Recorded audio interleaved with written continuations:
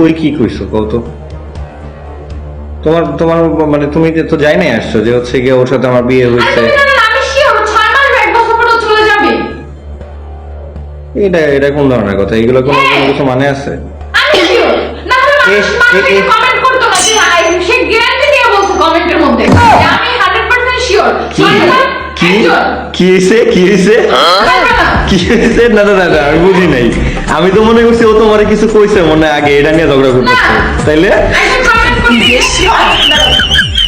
আমি কমেন্টটা করে রাখি, আপনারা ভবিষ্যতে দেখবেন এই হাইয়েস্ট 6 মাস বা 1 বছরের মধ্যে আপনি চলে যাবেই যাবে।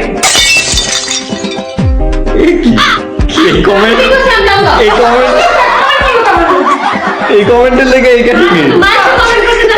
কি কমেন্ট করতে হয় না, আমি শিওর হয়ে যাবে। কি করে শিওর হলো? আমি কমেন্টে না শিওর হয়ে যাবে। আমরা যদি চার দিনে দেব। আমি তো তোমার স্টোরি নামাই তুমি। নামাই তুমি। কারণ আমরা স্বামী দিয়ে সম্পর্কে সব পাইছি।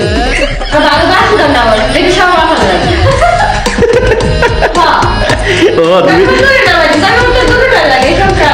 তুমি সম্পত্তির লোভে আছো?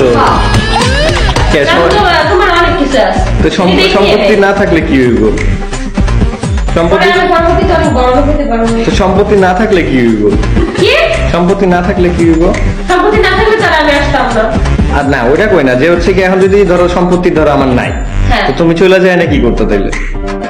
সম্পত্তি যদি না থাকতো তাহলে আমি আসতামই না, আমার আসার কোনো প্রশ্নই আসে না। আচ্ছা তাহলে তুমি চলে যাও, তুমি যদি এই যে কমেন্ট করতে তুমি যদি চলে যাও তাহলে তোমার কি করতে বলেছে?